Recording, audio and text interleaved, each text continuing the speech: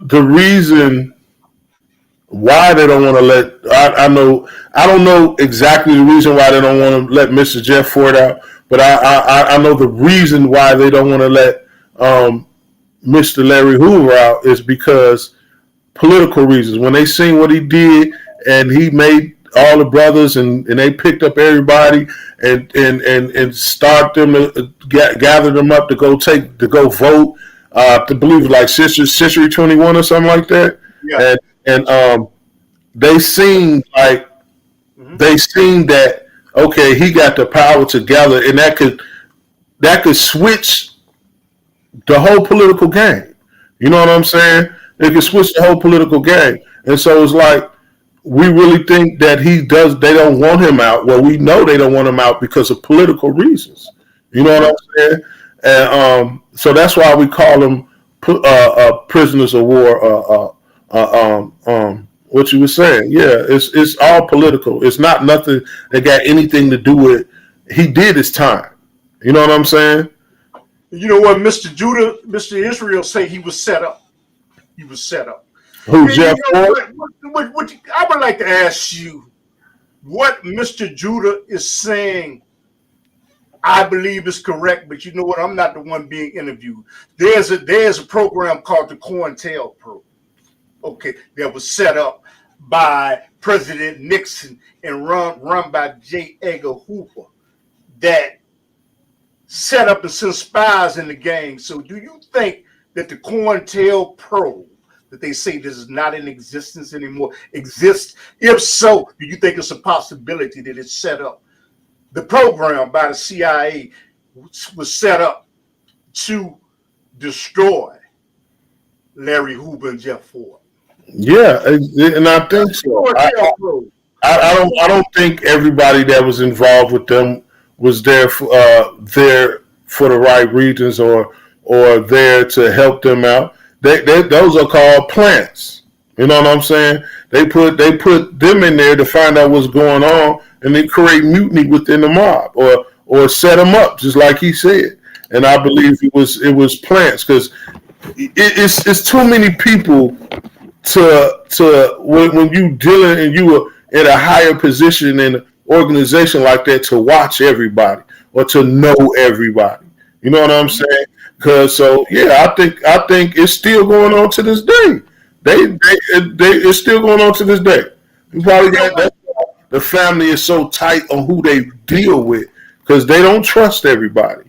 You know what I'm saying? Mm-hmm. But let me ask you something. Somebody out there does not know what the COINTELPRO is. I know what it is, but I'm interviewing you. What is the COINTELPRO, and how do they work in organizations to destroy you? They put, and if you watch, I want to say, what was that movie? I think it was a movie back in the day called with Fred Hampton. It was, I can't remember the movie right now, but they'll put, and he's a CIA agent. You know what I'm saying? He's not a regular person. They'll put him in the mob to create mutiny or to sit there and listen to what's going on or to set the mob up or to destroy the mob or not the mob but the organization, or they'll put somebody in there to like, yeah, I got somebody that got 50-round drum gun and he says he wants this much and we got to meet him over there, and the whole time it's the CIA. They put them plants in there to destroy within. You know what I'm saying? So, and it actually really be CIA agents. They could come in there, and if they in there not right, the organization not right, and they drinking and smoking and doing that too. You know what I'm saying? They got to get your trust so you can actually fall for their tricks. Mm-hmm. You know what? There's something in the chat room by Mr. Morris to say the COINTELPRO was developed by Edgar G. Hoover to prevent the rise of a black messiah. Now, you know what? This is documented proof. Okay, this is not saying anything that we prejudice. That's documented proof. That's why the COINTELPRO was developed by Hoover, and it was approved by President Nixon. But go ahead, brother. All of, if you back then with J. Edgar Hoover, if you watch some of the movies from back in the day, you know, even with Martin Luther King, the CIA had their hands in that. You know what I'm saying? They do things like that, and they plant people like that to destroy the infrastructure within. You know what I'm saying? And they were, yeah, it's the art of war. That's exactly what it is. And it was a war on our people. That's what it was. That's my first boss, Richard Smith. And you know what? My boss is right. Right. It was the art of war. Yeah. And you know what? There's a book, and you know what? I would suggest that people read it. Yeah, there's a good book called The Art of War, and I would suggest that you read that book. You know, read it. You know, and you know what? I'd say one thing about the COINTELPRO. What I am upset about is they train imams, which are religious leaders, to go into mosques and to get in positions of leadership. They teach them how to read the Quran. They teach them how to teach the Sunnah. And here it is, another spy's coming in, and that's the one patting you down to make sure you ain't got nothing. Right. I mean, those are called plants. You know what I'm saying? Those are called plants. Actually, spies. That's what they call. They just, that's just a fancy word for it. But that's just the spies. You know, the government been doing that for years. They do that to other countries. They just did it on their land. You know what I'm saying? Or inside the communities for people that trying to build black people trying to build their communities. So are you saying with the COINTELPRO, they can send a worker in like an electric man, a machine man, an inspector, or something like that to plant a bug, a microphone, in your mosque or your place of worship, by the NAACP or the Nation of Islam? That's what they could do. Yes, they could. The government do what they want to do. Mm-hmm. It didn't even have to take them to have a law called the COINTELPRO to do it, because they was doing it. They just made it law, COINTELPRO, because probably they was getting caught up doing it. People was getting caught doing it, so they made it into law. You know, anything they don't get money off of and they trying to do, or they get caught doing, next thing you know, they're gonna make it into a law. Okay, and you know what? Now, there's someone saying that you want Jeff out of jail. Okay. He said that he was involved in doing work with Libya, and then he purchased rocket launchers, which could have been propaganda. But I want to see what you think about that. I think it was all a setup. You know what I'm saying? That could have been the plant there and I believe it was the plant that tried to sell him rocket launchers. I'm not sure, and I don't want to say anything to incriminate him. I'm not sure, and I'm not positive is that what he was going to do, but because I'm not going to touch that like that, because I don't want to incriminate or put anything false information about what he was doing. But I know what was in the news, though. Yeah, they said he was trying to buy rocket launchers. You know what I'm saying? Yeah, they said he was trying to buy. But me personally, I think that's one of them plants again that set him up. He was set up. Hey, it sound like the Blackstone Rangers. People don't know the Blackstone Rangers was in Chicago. Okay, sound like the assassination of Malcolm X. Okay, but and you see what happened. You recently see what happened with that, right? Yeah.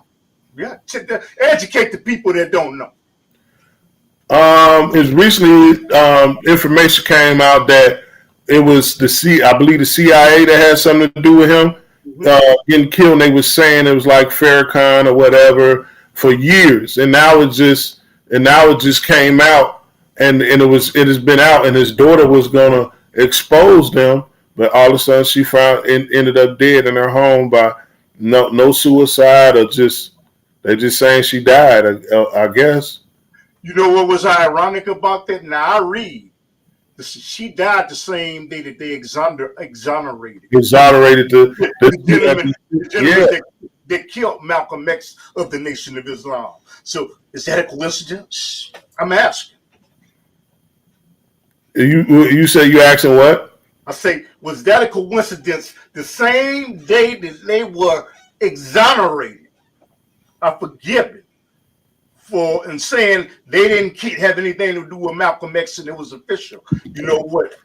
Malcolm X's old daughter died. Is that a coincidence? I don't think it's a coincidence. I think it's because they mad because now they exposed. You know what I'm saying? Now you exposed, and now these guys that have been sitting in there all this time saying that they killed them, they let them out of jail, and they're being exposed. Anytime you expose the government for something like that, it's a chance, that you might not live. Okay, now I want to get back. Richard Smith has a question for you about Jeff Ford. Okay, he allowed himself to be set up. Well, what your take is on that? I'm. Come on. The only reason I'm saying if it was true, the only reason I'm saying they're saying that is because he went to buy rocket launchers dealing with Libya or whatever the case may be. Yeah, that might have been the case. That might have been the case because he was dealing with the government and he should have not been, you know what I'm saying, doing the right thing. But that's what the media say.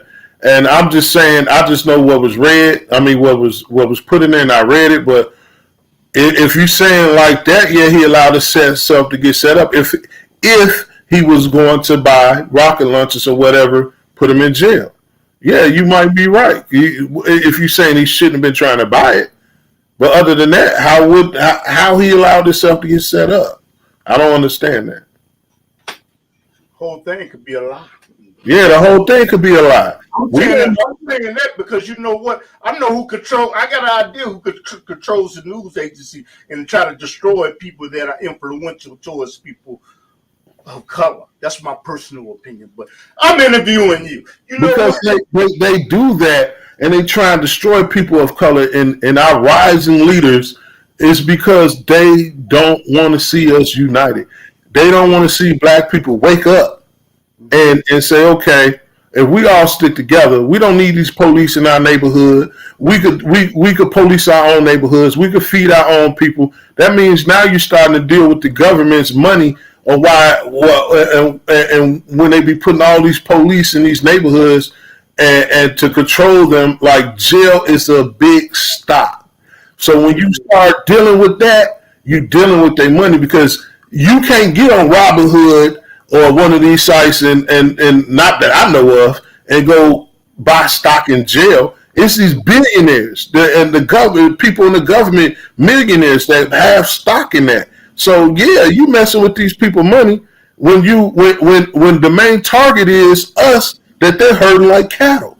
You know what I'm saying? So if we the main target and they herding us like cattle and you finding a way to wake your people up, so they're gonna lock you up or they're gonna knock you off.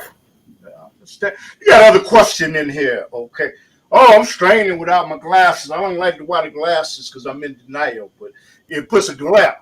But with the light, see, I remember Malcolm X's other daughter did a CBS show called 60 Minutes. That's a great show, and in some ways exposed Farrakhan. Minister Louis Farrakhan wrote a letter for the Nation of Islam claiming that Malcolm X was a traitor. Okay, and they want you to get your opinion. He wants your opinion about that. I don't. Was Malcolm X a traitor? No, Malcolm X Elijah Muhammad. Malcolm X wasn't a traitor. Malcolm X just searched for the truth. You know what I'm saying? He searched for the truth and found the truth. And once again, that's all I'm gonna say about that because I'm not gonna talk nothing about negative about Farrakhan. I'm not gonna do that, so I'm not gonna touch that. I love Brother Farrakhan. Everything. I'm not gonna touch that. I love everything that he does and what he's standing for. So I don't know about that. But I know all Malcolm was doing was trying to find the truth. Mm-hmm. So you know what? You know what? I'm not even going to answer that. Okay. But you know what? I want to get back to Larry Hoover and Jeff Ford. These are the two, for people that are just tuning in, Larry Hoover is right there, former leader of the GDs out of Gangster Disciples in Chicago. And Jeff Ford is the leader of the Rukns. Okay.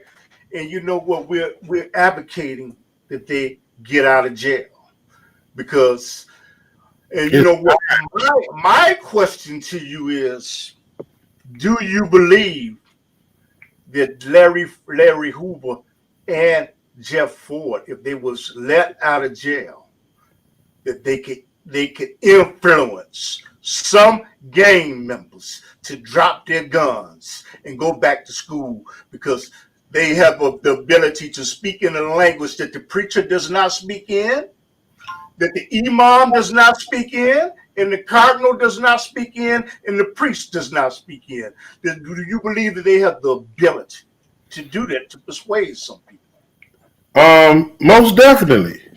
Most definitely. There's a lot of us, just because the young ones out here being wild and misguided by people that's